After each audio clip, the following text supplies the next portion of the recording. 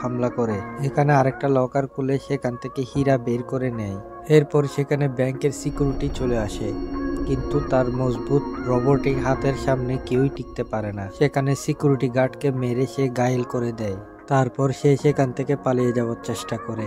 সে একটা মেয়েকে ধরে ফেলে যাতে তাকে পুলিশ কোনো ক্ষতি করতে না পারে। সে সেখান থেকে বেরিয়ে পড়ে। এরপর তার পার্টনারের সাথে দেখা হয়। সে ছিল তার ভাই, তার নাম হিটার।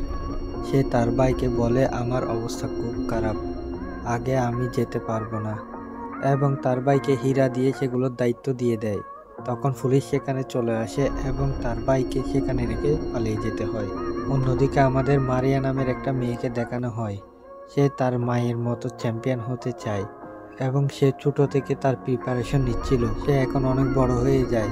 আজকে সে তার বোন গ্যাবির সম্পর্কে বলে। সে একজন লং জাম্প চ্যাম্পিয়ন, যার ডান পা রোবটিক। লং জাম্প দিয়ে একটা রেকর্ড করে নেয়।